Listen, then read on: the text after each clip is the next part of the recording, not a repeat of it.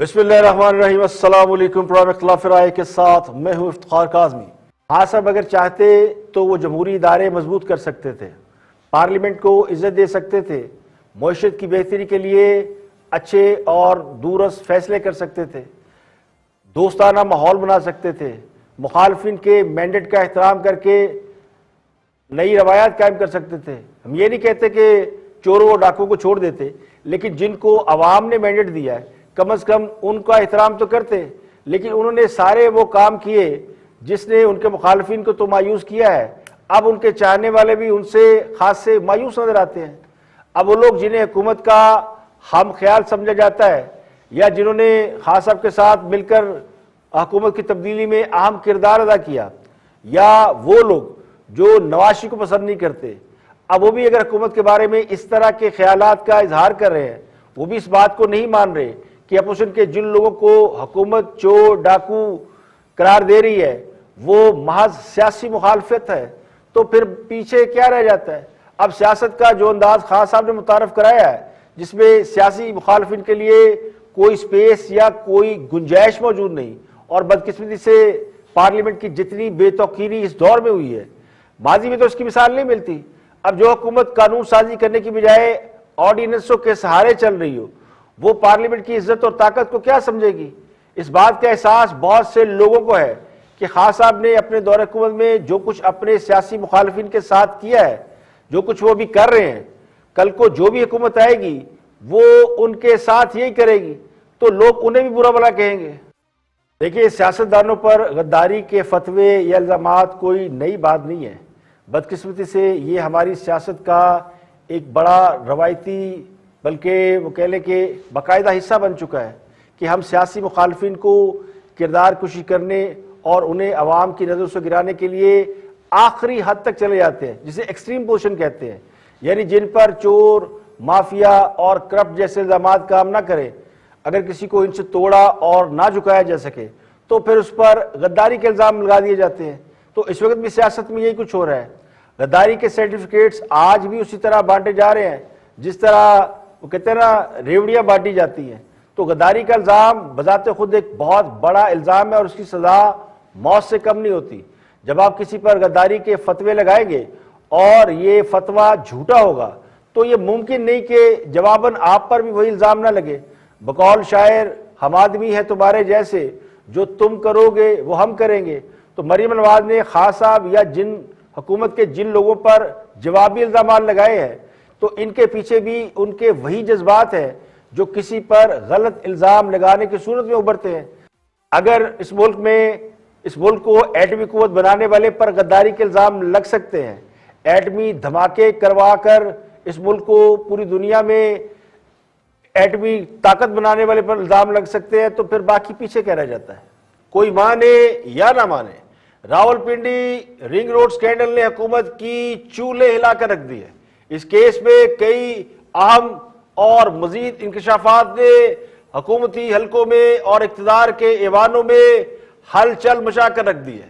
ذرائع کا دعویٰ یہ ہے کہ وزیر اعظم کے معاون خصوصی زلفی بخاری کے استعفے کے بعد حکومت کی کئی اور اہم وکٹیں بھی گرنے والی ہیں، کیونکہ یہ معاملہ یوں دبنے والا نہیں ہے۔ اس کیس میں اور بھی کئی اہم شخصیات کے نام سامنے آ رہے ہیں، اور تحقیقاتی رپورٹ یہ بتاتی ہے کہ اس میں ایک سابق ریٹائرڈ جرنیل اور کئی فوجی افسران کے نام بھی شامل ہیں۔ تو اس معاملے کی فوج نے بھی الگ سے انکوائری شروع کر رکھی ہے۔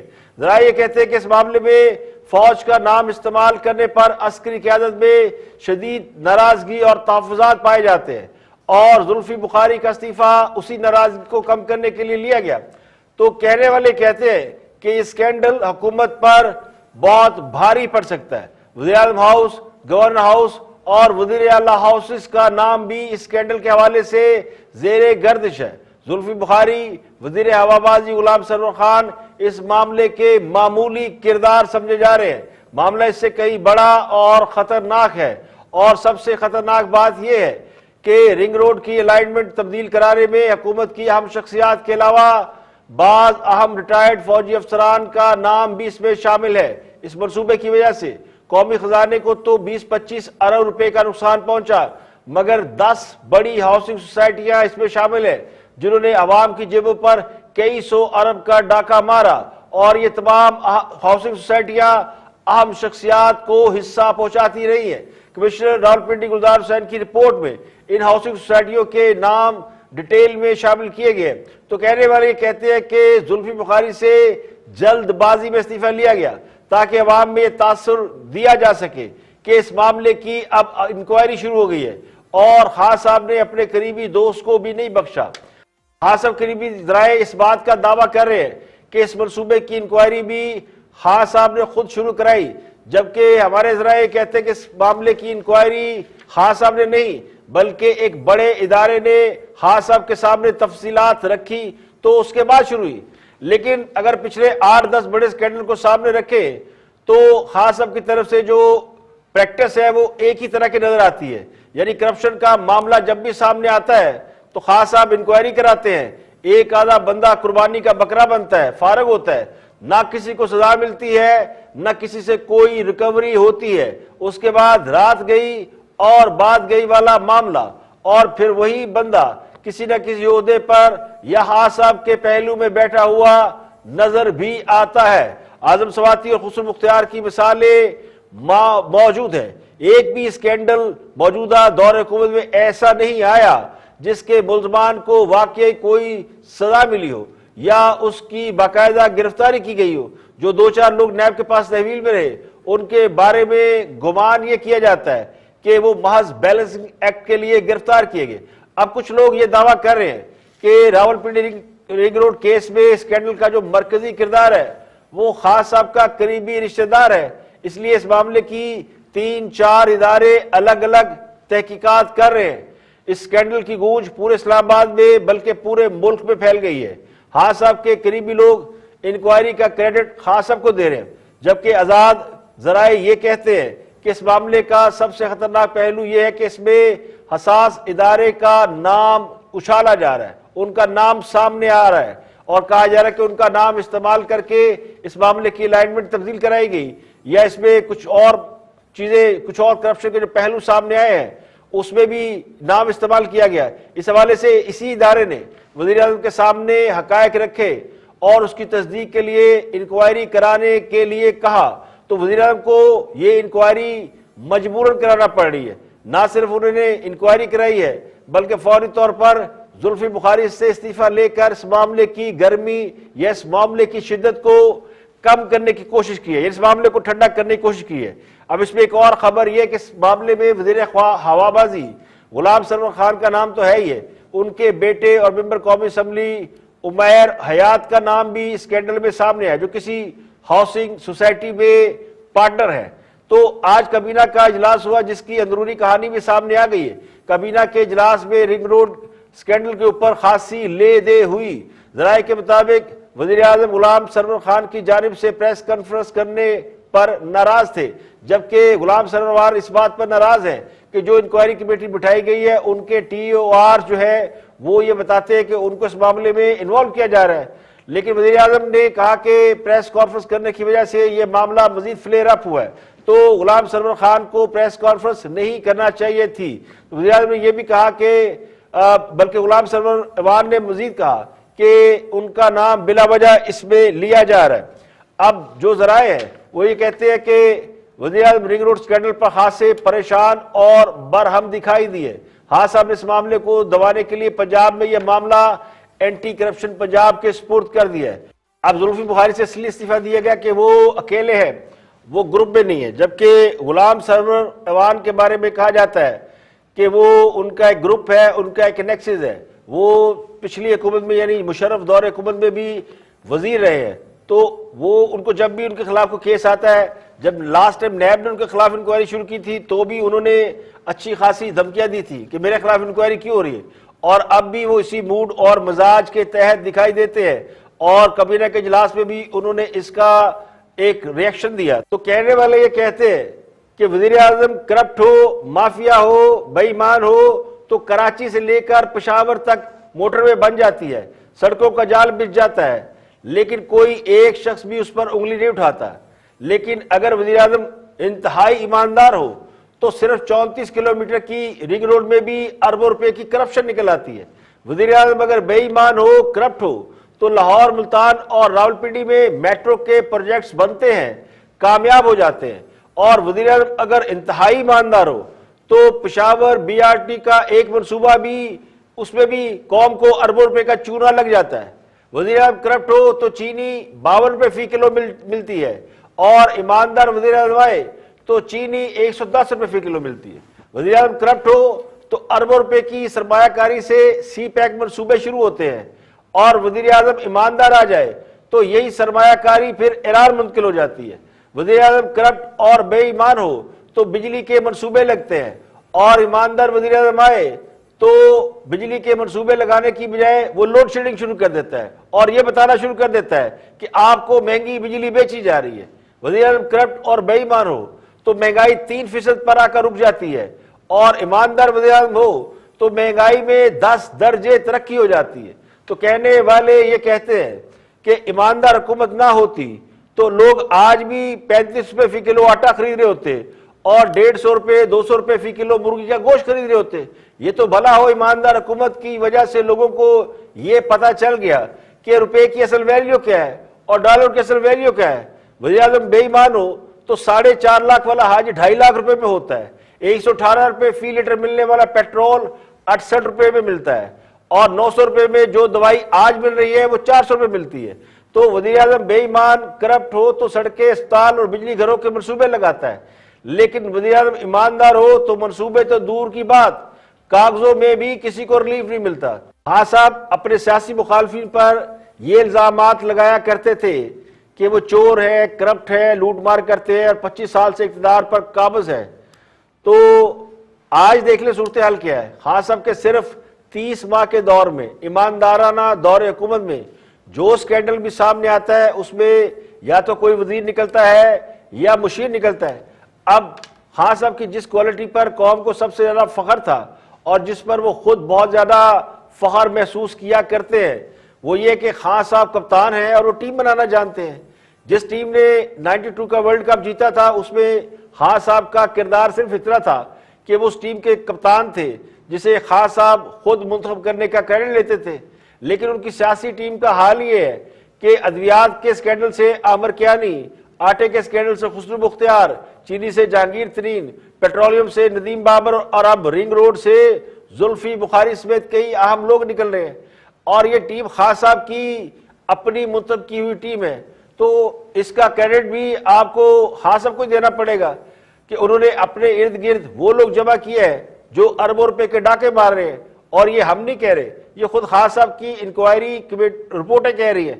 اب ڈاکے بھی لوگ مار رہے ہیں لیکن انہیں سزا بھی نہیں مل رہی۔ پنجاب اس سے بھی بڑا سکینڈل بھی موجود ہے، وہ پنجاب حکومت نے پچھلے ماہ ایک پرائیویٹ ہاؤسنگ سیکٹر کو ریگولرائز کرنے کے لیے آرڈیننس جاری کیا ہے۔ اگر اس کا بھی باریک بینی سے جائزہ لے تو پتہ چلے گا وہ بھی انہی ہاؤسنگ سوسائٹیوں کو فائدہ پہنچانے کے لیے تھا جن کا نام کمشنر راولپنڈی کی رپورٹ میں شامل ہے، اور یہ پنجاب حکومت کی طرف سے جاری کیا گیا۔ تو وزیر اعلیٰ پنجاب کے بارے میں یہ سب جانتے ہیں کہ وہ کوئی بھی کام خان صاحب کے علم میں لائے بغیر یا ان کی منظوری کے بغیر نہیں کرتے۔ تو اس لیے کہنے والے کہتے ہیں کہ یہ معاملہ یا اس کا کھرا بہت دور تک جائے گا، اگر تو 2-4 قربانی کے بکروں سے بات بن جائے تو بن جائے، ورنہ یہ معاملہ بہت کچھ بہا لے جا سکتا ہے۔ یہاں پہ لیکن ایک بریک، اور بریک کے بعد واپس آئیں گے اور بھی اہم موضوعات آپ کے ساتھ شیئر کریں گے، ہمارے ساتھ رہیے گا۔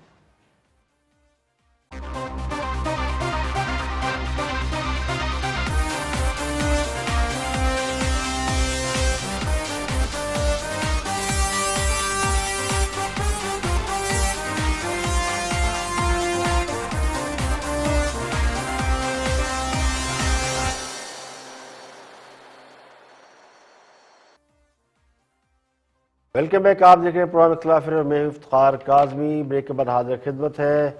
مسلم لیگ نون نے حکومت پر یہ الزام لگایا تھا کہ وہ معیشت کے حوالے سے جتنے انہوں نے اسٹیپ لیے ہیں وہ سب خراب ہے، اور معیشت بڑی خراب حالت میں ہے۔ کل مفتیٰ اسماعیل اور احسن اقبال نے جوائنٹ پریس کانفرنس کی اور انہوں نے حکومت پر خاصے الزام لگائے۔ تو رپورٹ کارڈ میں گفتگو کریں حسن نثار اسی معاملے کے اوپر، معیشت کے حوالے سے دیکھتے ہیں کہ وہ کیا فرماتے ہیں۔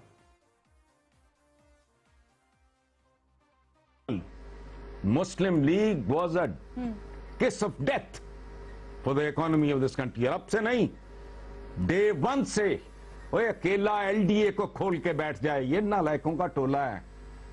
وہ سمجھدار سیانے بزرگ ہوتے چند جن کے پیچھے کو تجربہ ہوتا، زیادہ نہیں 10 12 15 سال کا، دو بار انہوں نے کوئی راؤنڈ کھیلا ہوتا.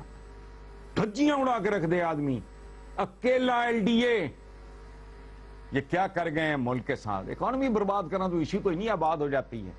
یہ تو کینسر تھے، یہ تو زنگ تھے، دیمک تھے یہ لوگ. ان کے بار کے اثاثے بولتے ہیں بھائی کہاں سے گیا وہ، روٹی کا سائز تو اتنا ہی ہے. ٹھیک، بہرحال بےہودہ بات کر رہے ہیں ہم. اچھا حسن نثار صاحب. جی بس نہیں حسن نثار صاحب تھوڑا سا یہ بتائیے گا، یہ جو آپ ابھی دستاویز دکھا رہے تھے یہ کیا ہے، کیا رپورٹ ہے؟ اور اب آئیں شوکت ترین صاحب، کیا ان سے آپ کو کوئی امید ہے؟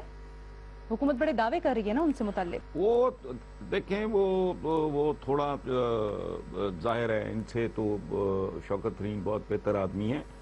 وہ تو خیر ویسے ہی ملازم تھا، وہ تو ایجنڈے پہ پہلے بھی تھا، آج بھی. کیا لائلٹی ان کی یار؟ کبھی پیپلز پارٹی کے لیے کی نوکری، کبھی ادھر نوکری نہیں بچارا. وہ تو ایک ننا منا سا وائس رائے تھا اکانومی کے نام پہ جو ادھر آیا ہوا، تو اس نے کیا کرنا تھا بیچارے؟ اس کو پاکستان کی ریالٹیز کا، گراؤنڈ ریالٹیز کا، لوگوں کا حالات. اور یاد ہے جب کسی نے کہا تھا کہ پتہ نہیں کیا سبزی، آلو ٹماٹر پتہ نہیں کیا تھا، تو اس نے کون کو عجیب و غریب صحیح کو بھاؤ بتایا تھا. اخباروں میں اس کا مذاق اڑایا گیا تھا اس بندے کا. اسد عمر جو ہے وہ پی آر شیئر کا بندہ ہے، وہ سمارٹ آدمی ہے، لیکن زبان اور ذہن میں فرق ہوتا ہے. زبان چلانا بہت آسان ہے، ذہن اور یہ بہت بڑا بحران ہے. یہ حفیظ شیخ ہی تھے. مجھے تو خوف آتا ہے. یہ شوکت ترین نے جو بات کی ہے بڑی انکریجنگ ہے. اس کا مطلب ہے ریئلسٹک آدمی ہے کہ اگر جی ڈی پی یہاں تک نہیں جاتی تو پھر ملک کا اللہ ہی حافظ ہے 4 سال میں. کہاں ایل ڈی اے، کے ڈی اے یا اس طرح کے محکمے، اور کہاں پورا ملک 22 کروڑ عوام، اس کی معیشت. یہ تو وہی حساب ہے کہ چوہا ہاتھی کو تالاب سے باہر نکال کر یہ کہے کہ میرا انڈرویئر تم نے تو نہیں لیا. اس سے بڑی سیاسی بددیانتی اور کیا ہو سکتی ہے کہ جس کو پہلے لاتے ہیں اس کی تعریفوں میں زمین و آسمان کے کلابے ملا دیتے ہیں، اور جب ناکامیوں کا بوجھ بڑھ جاتا ہے تو سارا ملبہ اسی پر ڈال دیتے ہیں. ان سے برا آدمی کوئی نہیں ہوتا. اسد عمر اور حفیظ شیخ بھی خاص صاحب کی چوائس تھے.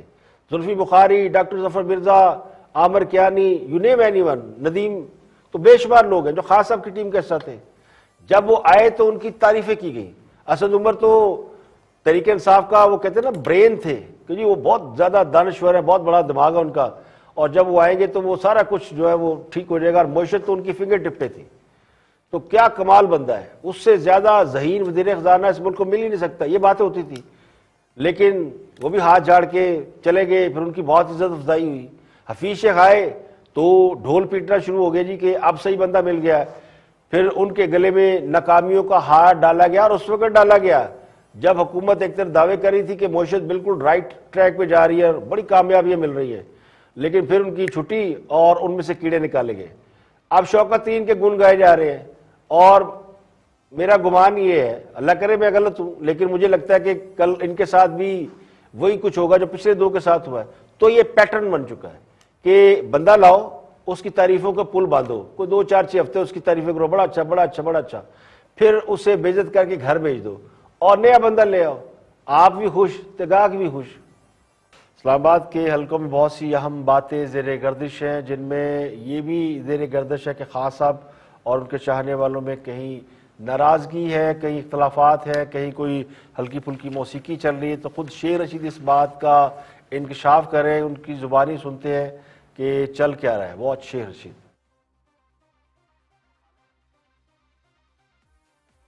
مخالف ہو جائیں، بے شک آپ کی سوچ کچھ ہو، ادارے جو ہیں ان کے رشتے اور تعلق ختم نہیں ہوتے لوگوں کے ساتھ. اگر ہم یہ کہیں کہ ہماری وجہ سے اداروں کے تعلق ختم ہو جائیں گے، ان کے رابطے رہتے ہیں. لیکن اگر کوئی یہ سمجھ رہا ہے کہ ادارے چاہتے ہیں کہ جناب علی وہ جمہوری اداروں کے ساتھ کھڑے رہیں گے، وہ جمہوریت کے ساتھ کھڑے رہیں گے. اور یہ قمر جاوید باجوہ صاحب نے اپوزیشن کی بھرپور میٹنگ میں، جس میں شہباز صاحب بھی تھے، جس میں بلاول بھی تھے، ساری پولیٹیکل پارٹیوں کے لیڈر تھے، میں بھی تھا، انہوں نے 3 دفعہ کہا، 1 2 3 کہ سب سن لیں کہ ہم منتخب حکومت کے ساتھ ہیں. اگر کل آپ منتخب ہو کے آ جاتے ہیں اگلے الیکشن میں، ہم آپ کے ساتھ بھی کھڑے ہوں گے. فوج جمہوریت کے ساتھ کھڑی ہوگی. کیا فوج عمران خان کے ساتھ؟ جمہوریت ہے.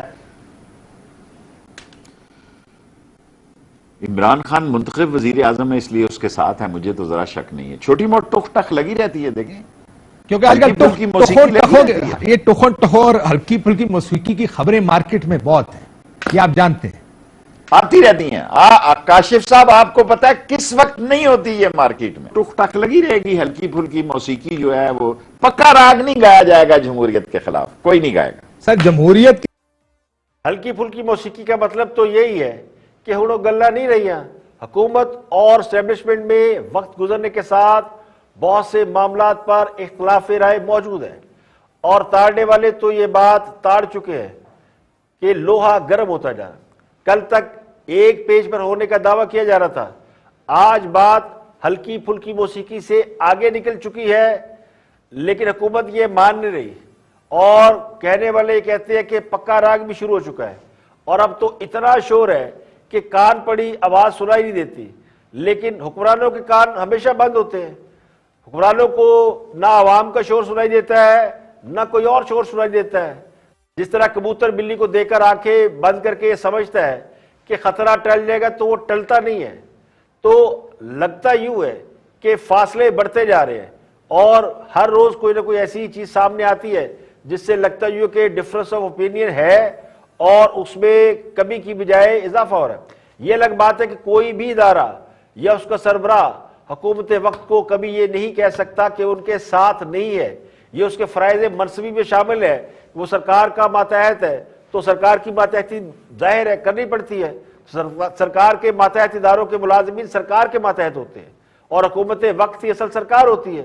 اگر کسی بھی ادارے کا سربراہ یہ کہے گا کہ وہ اس حکومت کے ساتھ نہیں ہے تو پھر اس کی نوکری تو گئی، اس کے خلاف تادیبی کارروائی بھی ہو سکتی ہے. تو ماسوائے عدالتیں ہی ایسا ایک فورم ہے جو کہ حکومت کے خلاف بات کر سکتی ہے، حکومت کی تھوڑی بہت کھچائی کر سکتی ہے. لیکن جو کوئی ادارہ وہ اعلانیہ کسی حکومت کے خلاف بغاوت نہیں کر سکتا. لیکن دھواں وہی سے ہوتا ہے جہاں آگ لگی ہو. تو شیخ رشید نے نہ صرف یہاں پہ اس بات کا اقرار کیا ہے، بلکہ پچھلے دنوں کچھ وزراء کی اسٹیبلشمنٹ کے کچھ اعلیٰ لوگوں سے ملاقات ہوئی تو اس کا احوال بھی شیخ رشید خود ہی بتا رہے ہیں. 6 یا 5 وزراء تھے جن کی ملاقاتیں ہوئی اسٹیبلشمنٹ میں کچھ لوگوں سے، بڑا ناخوشی تھی وہاں پہ بزدار کے. سنا میں نے خان صاحب سے یہ بات، آپ نے سنی ہے؟ میں نے خان صاحب سے یہ سنی ہے. اس میں اسد عمر تھے، پرویز جو بھی تھے، نام لینے کا کیا فائدہ. میں نے خان صاحب سے یہ بات سنی ہے. لیکن یہ سارے وزیر میرے سمیت بھی مل جائے نا، ہم عمران خان کا کچھ نہیں بگاڑ سکتے. آپ نہیں تھے اس میٹنگ میں. صحیح کہہ رہے ہیں آپ. باقی گئے تھے. میں جو آپ سے عمران نے کیا کہا اس پہ مجھے پتا چلا ہے کہ وہ عمران میں بھی زیادہ خوشی نہیں ہے، پرائم منسٹر میں بھی زیادہ خوشی نہیں ہے. دیکھیں یہ سارے منسٹر میرے سمیت اللہ کے بعد عمران خان کی وجہ سے، اس میں ایسے بھی لوگ ہوں گے شاید جو میری طرح، میں 15ویں دفعہ وزیر بن رہا ہوں، ملک صاحب اللہ کا احسان ہے، دعا کریں 16ویں دفعہ کوئی اور منسٹری نہ ہو، اسی میں ہم 5 سال پورے کرنے. پتہ تو اللہ کو ہے نا. اس میں بہت سارے لوگ ایسے ہیں جن کی سیاست عمران خان کی وجہ سے، اور وہ فرسٹ ٹائمر ہیں. میں تحریک انصاف کو عمران خان سمجھتا ہوں، اور عمران خان کو نکال دوں تو کوئی پارٹی نہیں سمجھتا. ان کے MNAs کی اکثریت جیت نہیں سکتی، اپنے محلے سے ووٹ نہیں لے سکتی اگر عمران ساتھ نہ لگے. یہ تو بات ہے، یہ تو شاکی نہیں. اللہ آپ کا بھلا کرے. تو جب وہ مل کے آئے تو عمران خان ناخوش کیوں تھے؟ آف کورس ناخوش تھے. کیوں؟ بھئی انہوں نے مناسب، وہاں جو ملاقات ہوئی عمران خان صاحب نے مجھے یہ بتایا کہ ان کی ملاقات ہوئی. ناخوشی کی وجہ کیا تھی؟ میرے سامنے ناخوشی کا اظہار. تو یہ ہے صورتحال کہ اب معاملہ جو ہے وہ ایک پیج والا رہا نہیں ہے، اور بہت سے معاملات پر ڈفرنس آف اوپینین خود خاص شیخ رشید جو ہے وہ خاصے باخبر آدمی ہے، اور وہ خود مانتے ہیں، بلکہ ایک زمانے میں کہا کرتے تھے کہ وہ انہی کی پیداوار ہے جن کے بارے میں اب باتیں ہو رہی ہیں. تو وزراء کی اسٹیبلشمنٹ سے ملاقات پر خاص صاحب خوش نہیں ہوئے تو کیوں خوش نہیں ہوئے؟ کون سی ایسی بات تھی جس پر خاص صاحب ناراض ہوئے؟ تو وہ بھی کوئی ڈھکی چھپی بات نہیں ہے. وزراء کو یہ بتایا گیا تھا کہ حکومت کی کارکردگی سے وہ لوگ خوش نہیں ہیں، اور یہ انڈائریکٹ ایک ایسی میسیجنگ تھی جو خاص صاحب تک پہنچ گئی ہے. اس کا خاص صاحب پر کوئی اثر ہوا یا نہیں ہوا یہ ایک الگ بات ہے، لیکن وہ جو کہتے ہیں نا اقتدار کی غلام گردشوں میں بہت کچھ چل رہا ہے، تو یہ اس بات کا ایک مستند ثبوت ہے کہ ایک فیڈرل منسٹر خود اس بات کا اقرار کر رہا ہے کہ وہاں معاملہ ٹھیک نہیں ہے۔ اب چونکہ انٹرفیرنس نہ کرنے کی ایک بات ہوئی ہے کہ ہم معاملات میں مداخلت نہیں کریں گے، تو معاملہ اب یہ ان تک ہے نہیں کہ حکومت رہتی ہے جاتی ہے یا کیا کرتی ہے، لیکن چونکہ یہ بھی انڈرسٹینڈنگ ہے اور یہ بات بھی کہیں نہ کہیں طے ہے، اور شاید اسی کے لیے شہباز شریف کو لندن بھیجا جا رہا تھا یا وہ خود سے جا رہے تھے کہ وہ ان فیوچر جو کچھ بھی ہونا ہے اس معاملات کو طے کر کے آئیں۔ اب بجٹ ایک ایسا معاملہ ہے، اس کے اوپر بھی حکومت کا ایک بہت بڑا امتحان ہے۔ ابھی بجٹ کا وقت شروع نہیں ہوا لیکن اگلے مہینے بجٹ ہے، تو اس بجٹ تک لگتا ہے یہ کہ سیاسی جماعتیں کسی حد تک خود کو اعتدال میں رکھیں گی، لیکن اس کے بعد یہ معاملہ ان کنٹرول رہتا ہے یا نہیں رہتا، اور یہ جو آپس میں ہم آہنگی والی بات ہے یہ کتنی دیر چلتی ہے، خاص کر جب سے رنگ روڈ کا ایک سکینڈل سامنے آیا ہے، اور رنگ روڈ کے سکینڈل میں بھی وہ لوگ بدنام ہو رہے ہیں جنہوں نے آپ کو نیک نامی دینے کی کوشش کی، تو مجھے لگتا ہے کہ اب اس میں سے ہاتھ اٹھا لیا گیا۔ تو شیر رشید کی اگر آپ دونوں کلپ آپ غور سے سنیں تو آپ کو ان بٹوین لائن، وہ کہتے ہیں نا بین السطور، بہت سی چیزوں سے آگاہی ہو سکتی ہے، اور بہت سی چیزوں پر آپ خود ہی انڈرسٹینڈ کر سکتے ہیں کہ سچویشن کیا ہے۔